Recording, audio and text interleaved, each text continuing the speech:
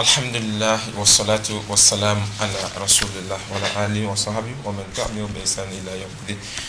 Toutes les louanges sont à Allah, maître absolu des circonstances, à la grâce infinie qui nous retrouvons en cet après-midi du 7 septembre 2018 dans le cadre de ce numéro de votre émission préférée Jeunesse Active. Amis jeunes, chers téléspectateurs, auditeurs, auditrices, ravi de vous retrouver, comme je le disais, en cet après-midi de ce vendredi pour cet autre numéro de votre émission préférée Jeunesse Active, l'émission de l'Association des étudiants musulmans du Niger, avec la collaboration du groupe radio et télé Bonferré. Avec le même plaisir, justement, nous allons aujourd'hui aborder une autre thématique, une nouvelle thématique, toujours d'actualité, qui est en rapport cette fois-ci avec le monde estudiantin, le monde scolaire de manière générale. 2017, 2018, 2019, une année académique avec zéro grève d'étudiants, est-ce possible? C'est la problématique que nous allons essayer d'entamer dans ce numéro de votre émission. Merci de nous recevoir chez vous et de nous rester fidèles. Les étudiants et les mouvements de grève, parlons-en dans ce numéro. Des premiers mouvements de grève d'étudiants enregistrés depuis les années 60, à regarder de près l'évolution des 10 mouvements, on peut, sans risque de se tromper, affirmer que le monde scolaire en général et estudiantin en particulier est celui qui connaît le plus de grèves. Un observateur externe pourrait affirmer à juste titre: les étudiants sont toujours en grève. Pour rien, ils sifflent, pour rien, ils grèvent, pour rien, ils sautent et cassent. Bref, et l'actualité récente justement nous en dit plus, avec le corollaire d'emprisonnement, de blessés, de morts et de retards académiques. Mesdames et messieurs, chers téléspectateurs, pourquoi des mouvements de grève répétitifs dans le monde des scolaires nigériens de manière générale, les grèves ou débrayages sont-ils les seuls moyens de revendication de lutte syndicale? N'y a-t-il pas nécessité d'innover aujourd'hui et de trouver de nouvelles méthodes de lutte? L'ensemble des mouvements de grève connus et engagés, quel bilan aujourd'hui peut-on en tirer? Un défi. Cette année qui s'annonce, 2018-2019, est-elle possible sans mouvement de grève estudiantin? Voilà ce qui constitue le menu de ce rendez-vous de votre émission. Pour en parler donc, je rappelle que nous sommes aux couleurs 100% syndicales. Je reçois sur ce plateau les représentants des différentes structures syndicales que vous connaissez. Nous avons avec nous Abdoulaye Issa Aboubakar, il est chargé aux affaires académiques de l'Union des étudiants nigériens à l'université de Niamey. Abdoulaye, salam alaikum. Alaikum salam wa rahmatullahi ta'ala. Merci d'être là, d'avoir accepté notre invitation. Merci à vous. Le temps également de rappeler à nos téléspectateurs de nous excuser pour ce retard, indépendamment de notre volonté, qui est due à ce que vous connaissez tous, la pluie tout à l'heure qui est tombée sur Niamey, ce qui d'ailleurs a empêché notre second invité d'être avec nous. Nous l'avons contacté, il est sûrement en route, il nous prendra d'un moment à l'autre au courant de cette émission. Alors Abdoulaye, nous allons avec vous aborder cette problématique des mouvements estudiantins, des mouvements de grève dans le monde estudiantin, comme je l'avais annoncé ainsi. Alors, tout de suite, qu'est-ce qu'on peut comprendre? La problématique, elle est là. On se demande tout de suite, cette année 2018-2019, est-elle possible sans mouvement de grève? Je commence avec cette question. Selon vos analyses en tant que responsable syndical, je rappelle aussi que vous avez été le DG récent de la faculté de la santé. Alors, au regard de tout ce bagage-là syndical, vos perceptions actuellement, l'année 2018-2019 est-elle possible sans mouvement estudiantin?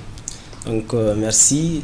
Donc je commencerai par dire merci à l'association des étudiants musulmans donc pour avoir songé à créer ce cadre-là pour le débat, et merci pour toutes les contributions qu'ils apportent dans le quotidien, n'est-ce pas, des étudiants de manière générale et particulièrement des étudiants musulmans. Donc vous venez de poser une problématique. Donc pour ceux qui ont bien suivi nos différentes interventions et même lors de notre prestation de serment, donc le 5 juillet passé, nous nous sommes fixés un objectif, c'est de faire un combat académique. Donc de faire de l'académie notre cheval de bataille, et c'est ce que nous allons essayer de préservés. Donc, vous comprenez tout de suite qu'il n'est pas compatible de dire qu'on engage un combat académique et qu'on se retrouve encore dans des grèves. Pour moi, l'année académique 2018-2019, elle est bien possible sans grève. Elle est bien possible. Elle est bien possible. C'est ce que vous affirmez. Oui. Est-ce que là, les conditions, selon vos analyses, les conditions sont réunies aujourd'hui pour que cette année soit possible, évidemment, sans mouvement de grève? Voilà. Je pense que pour que ça soit équilibré, il fallait inviter tous les acteurs qui interviennent dans le cadre de l'enseignement supérieur, notamment le MESRI, donc la partie gouvernementale, donc le rectorat, le SNEX aussi, ainsi que les PAT. Parce que je rappelle que dans la maison, nous sommes 3. Il y a les enseignants, les étudiants et les PAT. Et une seule de ces composantes, lorsqu'elle ne fonctionne pas, c'est une entrave. Donc c'est un coup dur pour l'université. Je pense que même si, en fait, l'intérêt ici de la problématique, c'est de voir dans quelle mesure on peut créer les conditions de faire une année académique normale, si je comprends. C'est le souhait de tout un chacun. Zéro grève des étudiants. Mais je rappelle que les étudiants ne sont pas en grève actuellement. Et pourtant, il n'y a pas, les activités académiques ne suivent pas leur cours normal. Donc je pense que là, ça en dit beaucoup. Donc nous ne sommes pas les seuls, n'est-ce pas? Et même si nous ne sommes pas en grève, lorsque ça ne va pas au niveau des autres côtés, ça peut créer un coup dur. Et pour que revenir en fait sur la thématique, parce qu'on parle bien des étudiants dans ce contexte, il n'y a aucun souci. Qu'est-ce qui pousse les étudiants à aller en grève? C'est ça qu'il fallait se poser comme question. Lorsqu'on trouve la réponse à cette question, on règle le problème et je pense que personne ne va sortir pour siffler. Et je réponds à cet observateur qui dit que les étudiants sont toujours en grève ou les scolaires de manière générale, ils sont toujours en grève. Je lui rappelle que actuellement, nous ne sommes pas en grève. Voilà. Donc, son observation trouve ses limites tout de suite. D'accord. Et là, vous êtes en train de dire que les mouvements étudiantins qu'on connaît dans le monde universitaire de manière générale, la responsabilité n'est pas seulement, elle n'incombe pas seulement aux étudiants. Et donc, c'est une responsabilité partagée de l'ensemble des 3 composantes de la maison, comme vous venez de le dire. Justement. Mais les étudiants pensent que, en fait, nos partenaires d'en face ou tous ceux qui interviennent ont l'amour de cet enseignement supérieur, ont l'amour de cette école nigérienne. C'est pourquoi lorsque ça ne va pas, on engage des négociations et tous les autres moyens. Quand ça ne va pas, les étudiants ou les scolaires de manière générale sont obligés souvent de suspendre les activités pour que ça interpelle les autres à revenir à des meilleurs sentiments, parce que c'est le peu que le plus souvent on revendique. Et tous les problèmes des étudiants aujourd'hui, une seule personne peut les régler. Tous les problèmes des étudiants, une seule personne peut les régler. D'accord. Je rappelle que vous représentez l'UNUN à cette émission. Ce qui m'amène, la question que vous l'avez posée, je reviens sur cette question. Si les étudiants ne sont pas les seuls responsables sur les mouvements de grève, la responsabilité n'est pas à imputer seulement aux étudiants. Alors pourquoi tous ces mouvements de grève? Qu'est-ce qui amène les étudiants justement à gréver à chaque fois? Les mouvements scolaires et estudiantins, si vous voulez, sont le plus souvent,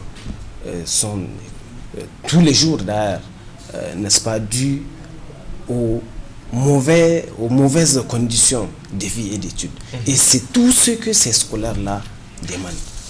Pas plus, on ne demande pas des étoiles, c'est le minimum pour garantir notre cadre de vie et d'études. Rapidement obtenir nos diplômes et venir servir le pays. Et nous comprenons souvent que c'est ce que les autres veulent essayer de bloquer pour des raisons que nous ne pouvons pas expliquer. Parce que j'estime que nous sommes tous là pour le pays. Nous sommes tous là pour la République. Voilà.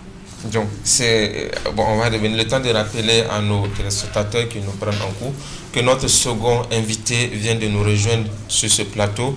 Je rappelle qu'il est le secrétaire général adjoint de l'UEPTN, Abdoulaye Ibrahim Abdoulaye, secrétaire chargé à la presse, rectification. D'accord. Merci également de nous d'avoir accepté notre invitation. Et de nous rejoindre aussi. Merci bien. Alors nous venons de suivre l'analyse du chargé aux affaires académiques de l'UNUN. Vous qui venez également de nous rejoindre, je vous repose la même question. Une année académique 18-19 est-elle possible sans mouvement de grève? Oui, merci. Et avant de commencer, je remercie l'ensemble des agents de la radio-télévision Bonferré qui nous donnent l'opportunité de venir expliquer la situation dans laquelle se trouvent aujourd'hui les scolaires nigériens. Et on ne peut pas dire que 2017, 2018, 2019 n'est pas possible, mais aujourd'hui, les scolaires nigériens se trouvent dans une situation qu'on peut dire très grave. Si on regarde un peu ce qui s'est passé l'année passée, 17-18, et vous n'êtes pas seul de savoir qu'au Niger, nous avons des dirigeants ou bien des responsables qui ne sont pas souciés aujourd'hui de l'éducation des pauvres, si aussi on peut dire l'éducation des Nigériens. Parce que si vous prenez la plupart de ces dirigeants-là, les enfants sont envoyés dans les pays, et soit en Algérie, Paris ou bien en Angleterre. L'année passée, nous avons passé pendant 4 mois, 5 mois, pratiquement en grève, et dit à un gouvernement qu'on peut dire irresponsable, parce qu'on ne peut pas comprendre aujourd'hui qu'un gouvernement qui dit responsable va vous prendre des engagements.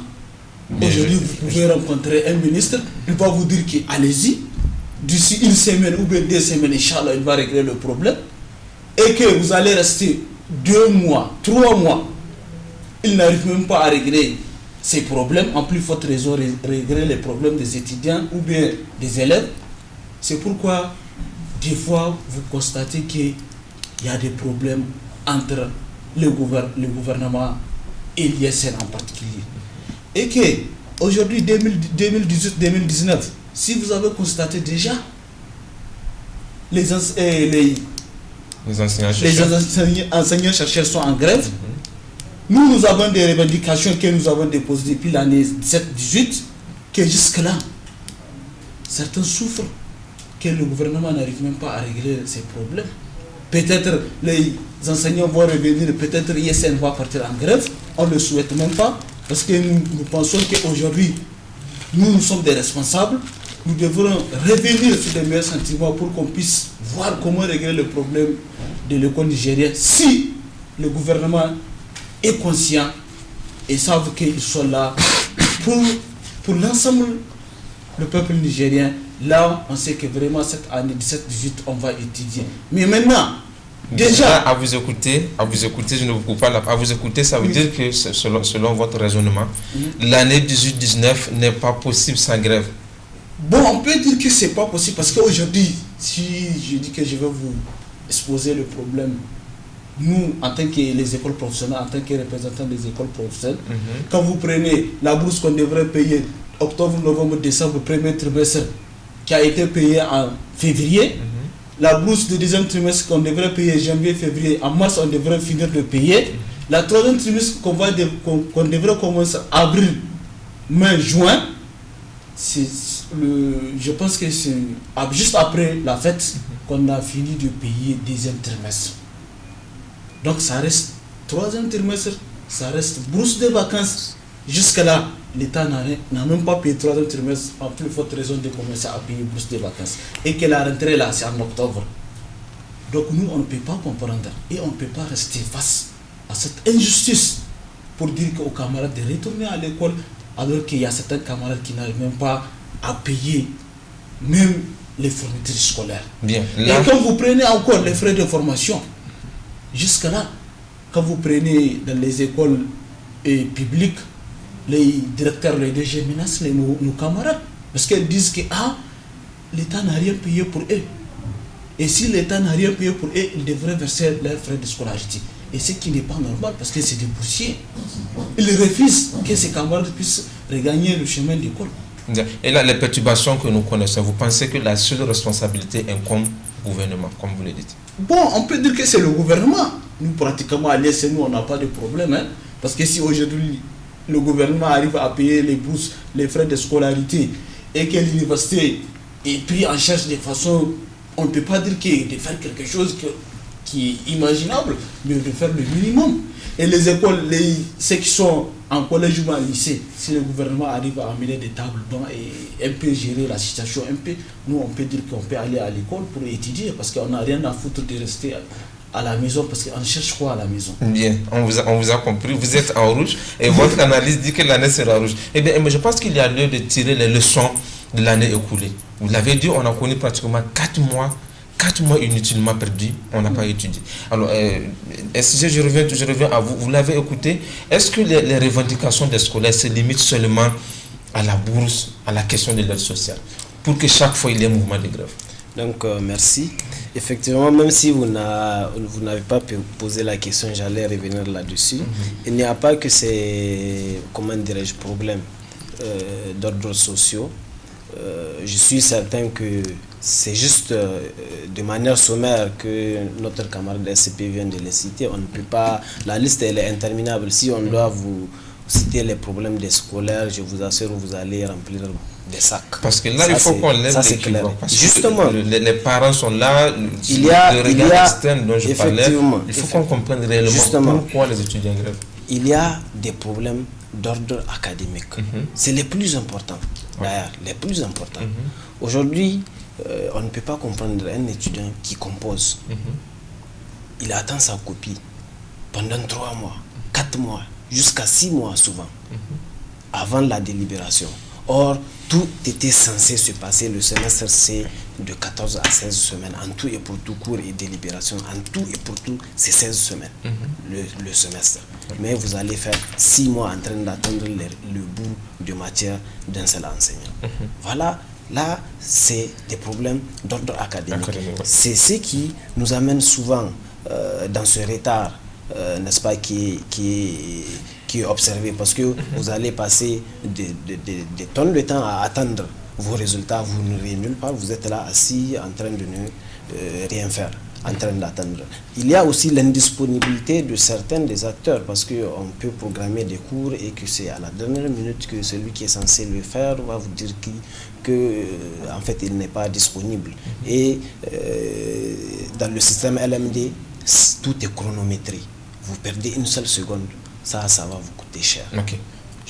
Donc, on comprend bien le message, mais là, la question que naturellement un citoyen ordinaire pourrait se poser, si les conditions académiques, les conditions sociales ne sont pas réunies, est-ce que là, cela nous amène au deuxième point, est-ce que les grèves, les débrayages sont les seuls moyens de revendication des étudiants? Parce que ordinairement, c'est ce qu'on remarque. Est-ce que vous confirmez cela? Les grèves ne sont pas les seuls moyens de lutte à l'USN. Il y a des tonnes de moyens de lutte. Peut-être que c'est plus facile de signer un mot d'ordre et de dire je suspends les cours, les activités académiques, les TD et les machins. Mais il y a d'autres méthodes. Bien sûr, il y a d'autres méthodes. Est-ce qu'on peut les avoir, on peut les connaître? Mais là, je crois que... Parce que le paysan qui est là, tout de suite, c'est la grève des étudiants, il voit. Voilà, donc il faut que ce paysan comprenne que à notre niveau, nous disposons d'énormes moyens, d'innombrables, j'allais dire, moyens de lutte. Mais nous ne pouvons pas venir les exposer quand même au grand public. On ne peut pas dire, si je peux faire le parallélisme, on prépare une guerre par exemple et on sort ses armes pour venir déposer et dire voilà l'arsenal que j'ai. Quand même, ça, Nous avons quand même des moyens qui, nous allons nous inscrire de toutes les façons dans le cadre des lois de la République et c'est des moyens très efficaces qui marcheront. Inch'Allah. Le moyen qui marcheront. Je pense que là, déjà, c'est pas peut-être le fait de venir étaler son arsenal, mais on a besoin de comprendre aujourd'hui. La population, nos parents sont là. Je l'ai dit, il faut tirer les leçons de la lutte syndicale passée. Tout de suite, quand les étudiants sortent, on pense que c'est l'étudiant qui grève toujours. D'accord. Est-ce que les grèves sont toujours les seuls recours? Je vais en fait vous donner quelques éléments si ça peut vous convaincre. Vous savez, j'ai dit tout à l'heure que nous avons presté seulement le 5J passé, n'est-ce pas? Et quand nous étions venus, nous avons trouvé des difficultés, notamment des camarades qui étaient emprisonnés. Aujourd'hui, je n'ai pas besoin d'informer qu'ils sont libérés. Et on n'a pas lancé de mot d'ordre, on n'a pas grévé. C'est des moyens très efficaces que nous avons utilisés et que nous n'avons pas besoin, n'est-ce pas, d'extérioriser. Et c'est des moyens qui ont très bien marché. L'essentiel, c'est le résultat. Et nous avons également trouvé le souci de paiement de bourse. Quand vous prenez la deuxième bourse, pratiquement a commencé, le paiement avait débuté récemment et ça a été accéléré. Et c'est des moyens de lutte très efficaces que nous avons employés. Et c'était pendant les vacances. De toutes les façons, il n'y avait pas, n'est-ce pas, de mot d'ordre. Il y a beaucoup de difficultés. La question des chambres de vacances, la question des comment dire, il y a tellement de problèmes que nous avons rencontrés à l'UNU que nous avons gérés sans grève. Donc je pense que nous pouvons toujours continuer dans ce sens-là à, comment dirais-je, amener les acquis dans la stabilité. Mais je ne fais pas le serment ici qu'il n'y aura pas de grève. En fait, ça s'impose. Quel qu'en soit le moyen de lutte s'impose souvent. Est-ce que les grèves sont les derniers recours? Parce que les moyens que vous venez de dire, on ne connaît pas. Donc, moi, je m'imagine déjà que peut-être c'est le dialogue. Si on le connaît, ça peut servir de moyen d'inspiration pour d'autres mouvements syndicaux. On a l'UEPTN qui est là, ils peuvent s'inspirer de votre méthode. Il y a eu des acquis, mais il n'y a pas eu de bruit, il n'y a pas eu de suspension de cours. Est-ce que ces moyens efficaces, là, on peut avoir une idée de ça? Mais c'est dans les textes de l'USN. Partout, on dit qu'il faut prévaloir le dialogue, lors du règlement des litiges, à plus forte raison, n'est-ce pas, des doléances ou des revendications, le plus souvent. Donc, c'est la méthode diplomatique, c'est écrit noir sur blanc dans nos textes, tous les syndicalistes le savent. Donc, on va permettre aux représentants aussi de l'UEPTN de se prononcer. Les grèves, est-ce que c'est le seul moyen de recours aussi? Bon, avant de commencer, nous à l'UEPTN, on n'a pas l'habitude d'aller en grève. Parce que nous avons pratiquement la majorité, ce sont des écoles privées. Pratiquement une dizaine sont des écoles publiques. Et que nous, à l'IEPTN, on peut passer l'année sans faire peut-être 5 ou bien 6 mouvements pendant l'année.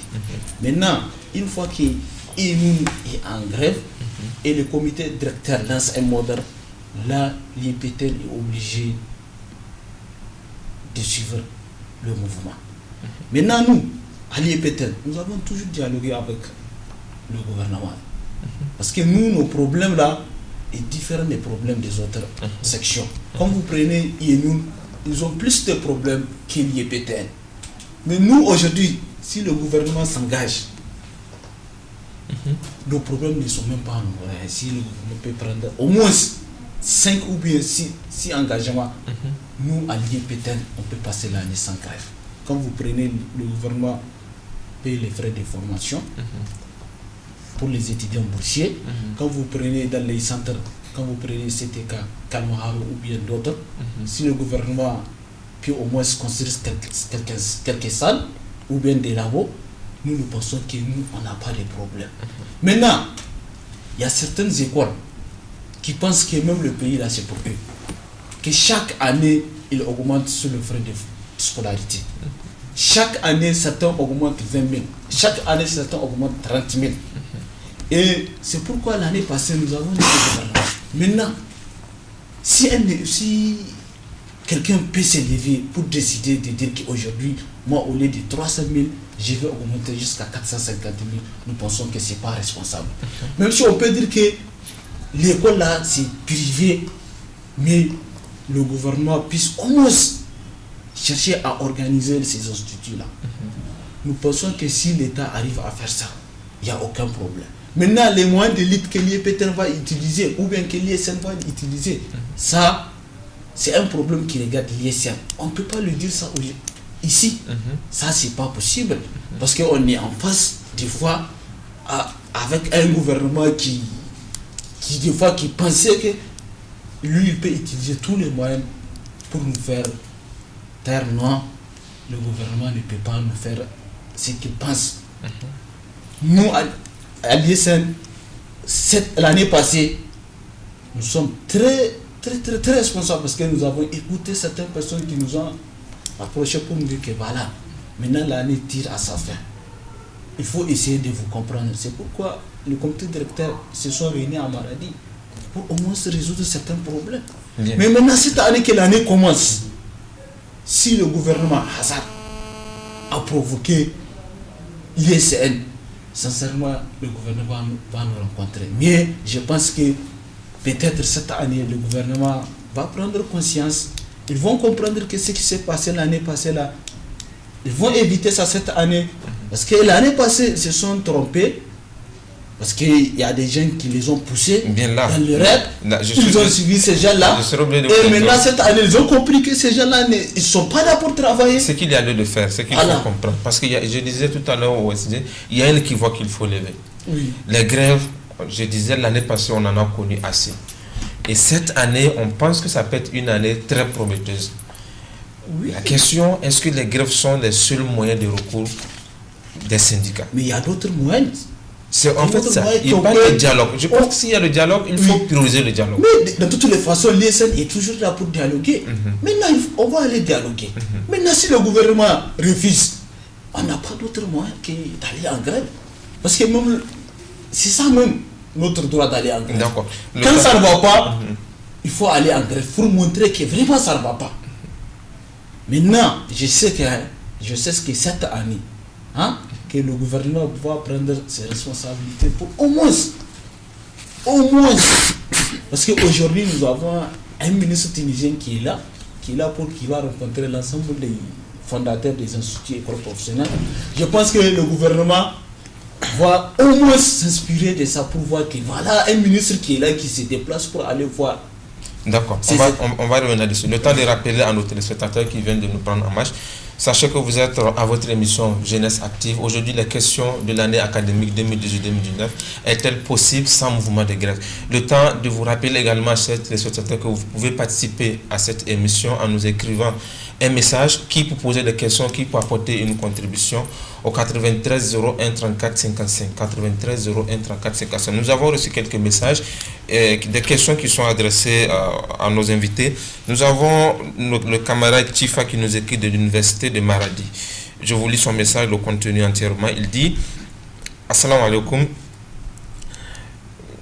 Pour cette émission qui est Jeunesse Active, une prise de conscience véritable. Il dit oui, il peut y avoir zéro grève d'étudiants si les dirigeants syndicaux cesseront d'assassiner la science et le savoir. Oui, il peut y avoir zéro grève si chaque papa et chaque maman prendront conscience de la souffrance et besoins fondamentaux des étudiants et agiront aux côtés de l'étudiant dans son combat. Et là, on comprend dans son message qu'il met en évidence la responsabilité de tous les acteurs. Nous avons un autre étudiant, Abdullah, qui nous écrit de l'université de Niamey à la faculté des sciences de la santé. Nous ne sommes plus prêts à suivre les mouvements syndicaux des étudiants. L'année passée, ils nous ont sacrifiés et le combat n'a rien donné. En tout cas, on n'est plus prêt à suivre un quelconque mot d'ordre. Voilà les deux messages que je vous lis. Quel commentaire cela suscite en vous? Le temps passe rapidement. Bon, pour le camarade qui vient de dire qu'il ne va pas suivre le mot d'ordre. Bon, c'est un droit de penser et qui aujourd'hui au Niger, il n'y a pas un individu qui peut se lever pour dire que la lutte que l'ISN a menée l'année passée n'a rien donné. Bien, on ne va pas faire le procès de la lutte. Maintenant, la question, oui, c'est ce que est-ce que vous ne pensez pas qu'il y a une rupture de confiance avec la base? C'est le deuxième point. Le troisième point, j'allais dire. Oui. Par rapport au mouvement, quand on demande de je faire... vais vous dire aujourd'hui, si et nous, ou bien IEPT, ou bien la section lycée et collège lance un mot d'ordre, vous allez voir que les camarades vont suivre. Ça, c'est sûr et certain. Maintenant, celui qui dit qu'il ne va pas suivre, là, de toute façon, c'est nos camarades. Nous allons nous retrouver entre nous et on va se comprendre. Donc, DG, est-ce qu'il n'y a pas une rupture de confiance quand on demande de faire un peu l'évolution des mouvements de grève? Parce que quelqu'un qui dit qu'il n'est pas prêt à suivre un mouvement de grève, est-ce qu'on ne peut pas parler de rupture de confiance entre les dirigeants et les dirigés? D'accord, merci. Moi, je répondrai d'abord à ces deux messages, vous voyez que c'est équilibré. De l'autre côté, un autre dit qu'effectivement, il y aura zéro grève lorsqu'on règle les problèmes. Lui, il prend conscience des différentes difficultés qu'il a et les vit dans sa chair. Mais vous savez, nous regorgeons d'énormes potentialités. Nous sommes tellement nombreux et il y a tellement de libertés et chacun est libre de s'exprimer et chacun est libre de sa pensée et la pensée de tout un chacun est respectée. Maintenant, ce sont les différentes pensées là qu'on collecte pour faire de ça une synthèse et qui sera applicable à tout le monde. Tous les autres modèles qu'on a eu à lancer, les autres mouvements qu'on a eu comment dirais-je, mais ce n'était pas la volonté de tout le monde. Ça, on ne peut pas faire l'unanimité. C'est le débat qu'on pose maintenant. On fait la synthèse. C'est la majorité. Dans tous les cas, l'USN, il n'y a pas un cadre plus démocratique que l'USN. Donc, c'est la loi des comment dirais-je, c'est la synthèse des comment dirais-je, des messages. La question maintenant. Voilà. Donc, la question, comme il vient de le dire, le SCP l'a précisé, si on lance un modèle aujourd'hui, il sera respecté. Et l'organisation a ses propres moyens de faire respecter son modèle. Effectivement, je ne le souhaite pas. En tout cas, les modèles de toutes les façons, ce n'est pas par gaieté de cœur que les gens viennent lancer un modèle pour tout simplement aller se reposer. Voilà en fait de quoi il s'agit. Donc, on a compris la réponse. Vous avez un complément Je pense qu'à l'ISN, la liberté de s'exprimer là, je ne pense pas qu'au Niger, il y a une organisation qui donne l'attitude à chaque camarade de s'exprimer comme il veut, si ce n'est pas à l'ISN. Aujourd'hui, lui, il pense que c'est qui le mouvement de l'année passée n'a rien donné, il n'y a aucun problème. On ne va pas revenir sur le mouvement de l'année passée rapidement. Maintenant, l'ensemble, tout le monde sait que la lutte que le comité directeur a lancée l'année passée a donné, parce qu'il vient de rappeler. Je pense que c'est avant-hier. Nos camarades qui ont été arrêtés ont été libérés. Je pense que très rapidement, peut-être, on est confiant qu'ils vont commencer à payer le 3e trimestre. L'aide sociale va être traitée. Au niveau des restaurations, le gouvernement va au moins un peu améliorer les conditions de vie des étudiants. Au niveau des instituts écoles professionnelles, les frais de formation vont être écoulés totalement. Au niveau des centres, les labos vont être construits. Et je pense que nous allons observer le gouvernement, on va lui donner un peu de temps pour qu'il puisse prendre ses responsabilités et on va aller à l'école étudier, parce que sans l'éducation, je pense que le pays va être toujours considéré comme... Quand on revient au premier message, au-delà de la responsabilité du gouvernement, quelle est aussi la responsabilité de l'étudiant pour une année académique stable? Mais la responsabilité de l'étudiant, c'est d'aller à l'école. Nous allons aller à l'école. Maintenant, si toutes les conditions sont réunies, nous allons partir à l'école. Maintenant, à l'étudiant qui refuse d'aller à l'école, ça fait son problème. Moi, je ne peux pas aller dire à un étudiant d'aller à l'école parce qu'il ne veut pas aller à l'école. Maintenant, si toutes les conditions sont réunies, il n'y a aucun problème. Nous allons partir à l'école. À la fin de l'année, on va sanctionner l'étudiant. Parce que toi, tu ne viens pas à l'école, on va te remercier, tu vas aller à la maison. Là, l'ISN ne peut rien dire. On ne peut pas soutenir un camarade qui n'est pas conséquent. Un camarade qui est minable, on ne peut pas soutenir ça. L'ISN est toujours avec ceux qui sont meilleurs. Quand vous prenez au niveau de l'ISN, ceux qui sont bons sont toujours remerciés. Mais maintenant, ceux qui ne sont pas bons, on ne peut rien faire pour eux. Maintenant, on demande au gouvernement, plus précisément au ministre des enseignements supérieurs, au ministre des enseignements professionnels, de prendre tout ce qui est nécessaire. On ne peut pas les dire de faire ce qu'ils ne peuvent pas faire, mais de faire le minimum pour mettre nos camarades dans les conditions au moins acceptables pour qu'on puisse commencer l'année dans des bonnes conditions et finir l'année dans des bonnes conditions. Quand vous prenez cette année au niveau du BTS, l'année passée, les étudiants qui se sont présentés au BTS dépassent. Cette année, on a amené ça pour les candidats officiels 21 000, pour les candidats libres et pour les étrangers 80 000, pour les candidats libres plus de 40 000. Quand vous prenez un pauvre, un étudiant qui n'a rien, la bourse n'est pas payé dans les conditions qu'on connaît, on peut payer 500 étudiants, 400 étudiants par semaine, alors qu'on devrait payer plus de 1000 étudiants par semaine. L'étudiant, il n'a rien. Comment il peut payer 21 000, 40 000 ou 80 000 pour faire le BTS? Bien, ma dernière question. Mais maintenant, au niveau des ONEX, on demande au niveau du gouvernement de revoir les textes de l'ONEX. On va revenir aux doléances. Maintenant, ma dernière question, quand on vous demande les mouvements de grève, est-ce que les retombées sont toujours bonnes? Oui, Alice, on ne peut pas dire que toujours ce qui vient là, mais on peut dire que des fois, ce qui vient là, c'est acceptable. D'accord. Est-ce que la responsabilité de l'étudiant pour une année académique stable, qu'est-ce que vous dites?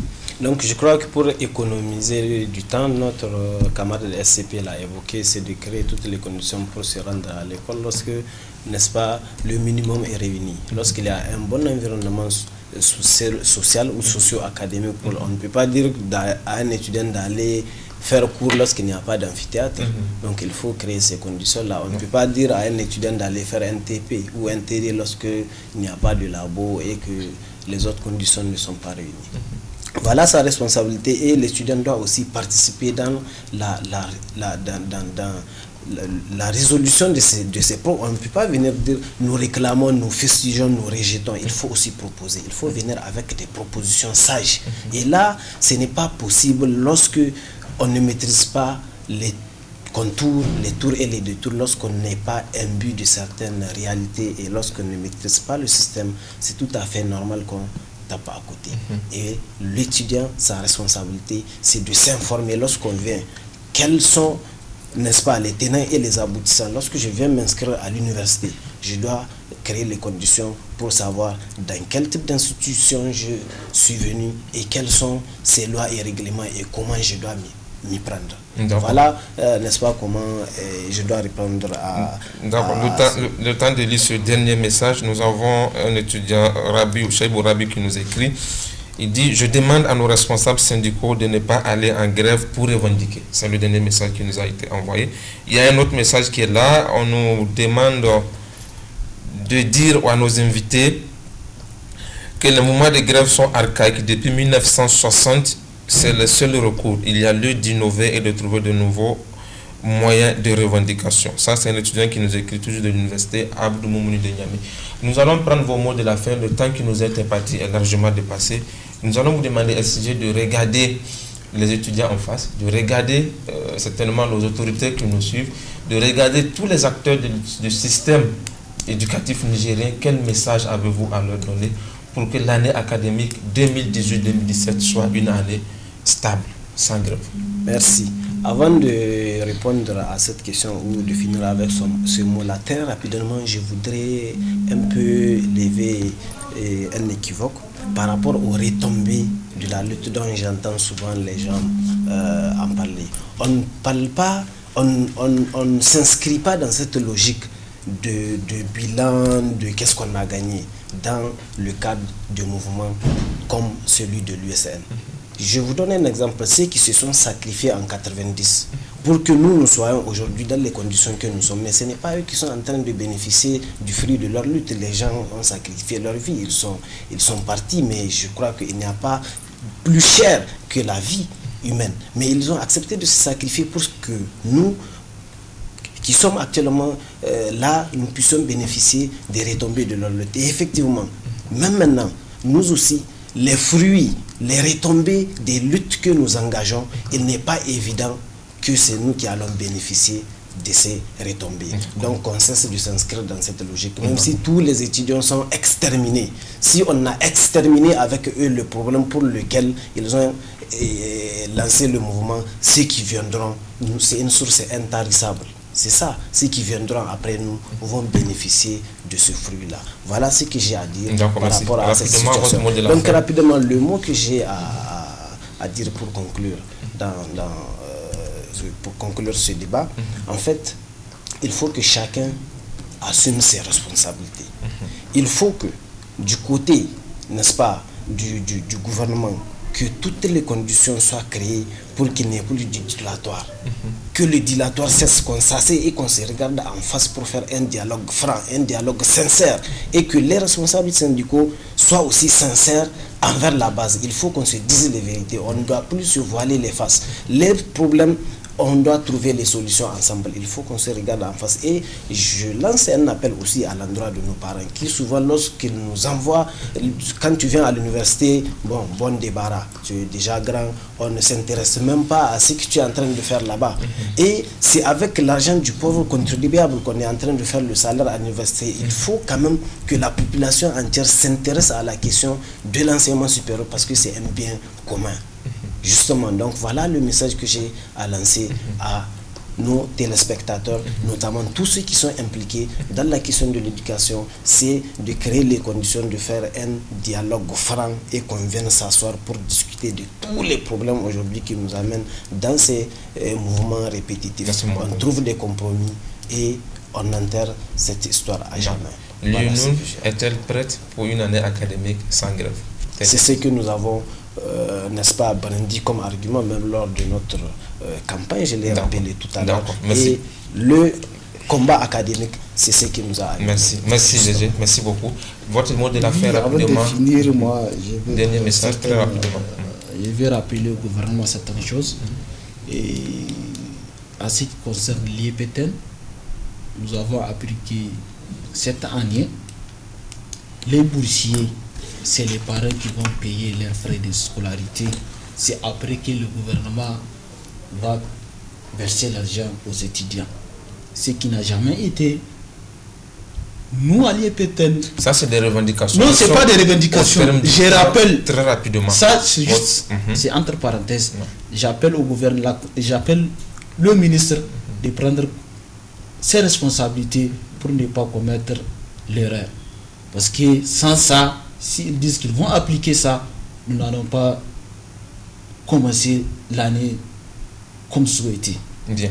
Maintenant, j'appelle à l'ensemble des scolaires nigériens et l'ensemble des étudiants professionnels de Niamey de rester mobilisés et attendre le mot d'ordre que la section des écoles professionnelles va lancer dans les prochains jours.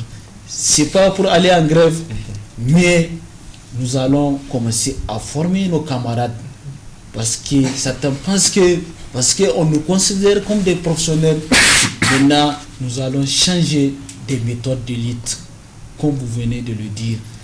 C'est pas toujours d'aller en grève, mais il y a d'autres moyens que nous allons utiliser.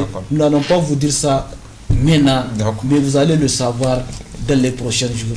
Inch'Allah. Merci beaucoup. Ça reste un secret. La question de la formation, on n'a pas le temps, nous a pas permis de revenir là-dessus. Inch'Allah, la semaine prochaine, on compte revenir sur cette même thématique et cette fois-ci avec les responsables de la structure mère, les responsables de l'USC, Inch'Allah.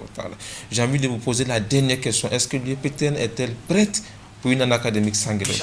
Inch'Allah. Qu'Allah facilite. Amis jeunes, nous étions sur ce plateau avec nos invités. Abdoulaye Issa Aboubakar, il est le chargé aux affaires académiques de l'UNUN et le SCP de l'UEPTN également. C'était un plaisir d'avoir été en notre compagnie pour débattre de ce sujet. Le souhait de tout un chacun, c'est d'avoir une année académique stable, une année académique avec zéro grève d'étudiants, puisque les enseignants ont déjà commencé. Espérons avec l'aide d'Allah subhanahu wa ta'ala, avec le concours de tout un chacun, de tous les acteurs, de toutes les composantes qui interviennent dans le système éducatif nigérien, que chacun puisse jouer sa partition pour que nous puissions relever ce défi ensemble, une année académique avec zéro grève d'étudiants. Inch'Allah ta'ala. Cela reste possible. C'est une question d'engagement et de volonté. Puisse Allah subhanahu wa ta'ala vous bénir, chers téléspectateurs, vous qui étiez restés en notre compagnie, vous qui nous avez suivis. Merci de votre fidélité. Merci de rester fidèles toujours au programme de la radio et télévision Bonferré. Puisse Dieu vous bénir, que Dieu bénisse ce pays et son vaillant peuple. Assalamu alaikum wa rahmatullahi wa barakatuh.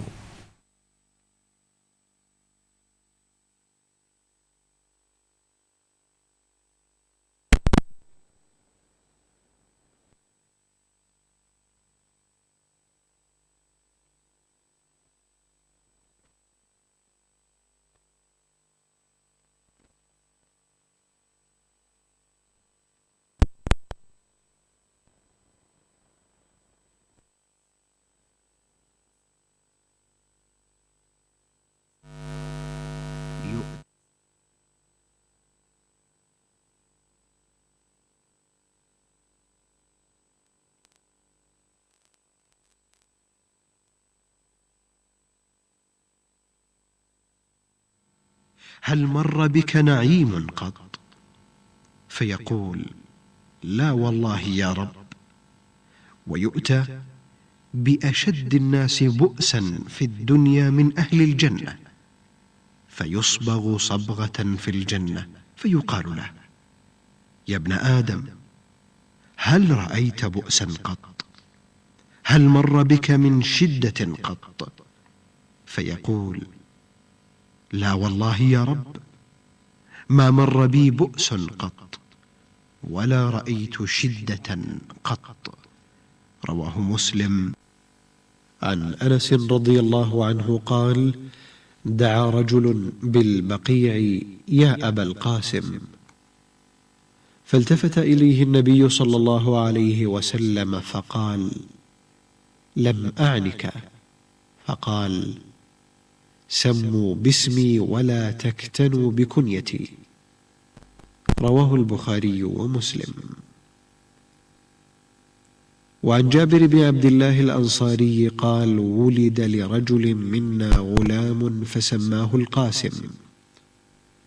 فقالت الأنصار: لا نكنيك أبا القاسم ولا ننعمك عينا. فأتى النبي صلى الله عليه وسلم فقال: يا رسول الله، ولد لي غلام فسميته القاسم. فقالت الأنصار: لا نكنيك أبا القاسم ولا ننعمك